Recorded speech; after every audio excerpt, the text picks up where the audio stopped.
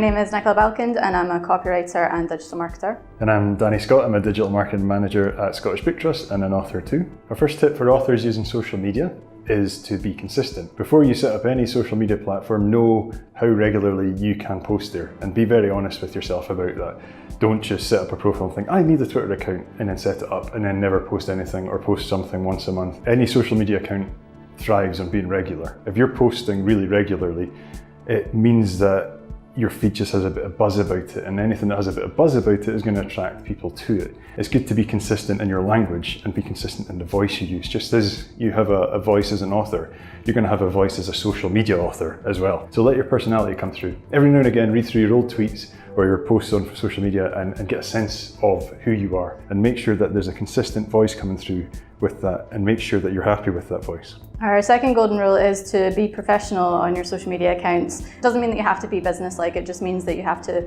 put the best version of yourself forward that you can. Think about what you're going to look like to other people, think about how people are going to perceive you when they come across you for the first time, talk about things that you care about, and just to be really genuine with that. And the third tip for authors using social media is to be friendly. Never be nasty on social media. Twitter spats are fascinating for anyone looking at them, but they're horrible for the people involved and they never come across well.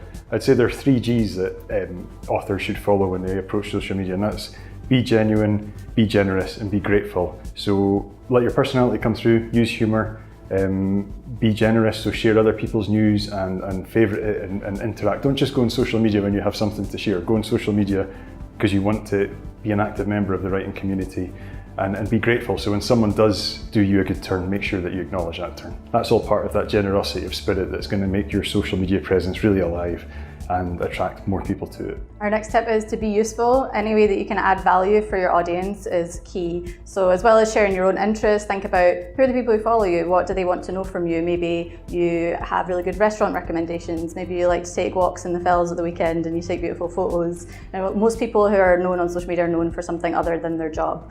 And so think about what that could be and think about how that's useful for people. Are you answering questions? Are you providing great links to really interesting articles? Do you find really funny videos that you like to share and give people a bit of a laugh at lunchtime? Anything like that that you can bring forward is really helpful for people. Our fifth and final tip for authors using social media is you're more interesting than you think. The author's life is interesting to other people. Don't be afraid to share stuff from your day-to-day life as an author, your writing process, your research. If you're an illustrator, people are going to want to see little sketches that you do.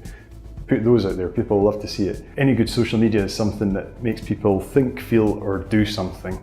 Just keep that in mind and don't be afraid to share something of yourself in a genuine, friendly way, and that's going to get people really interested in your feed.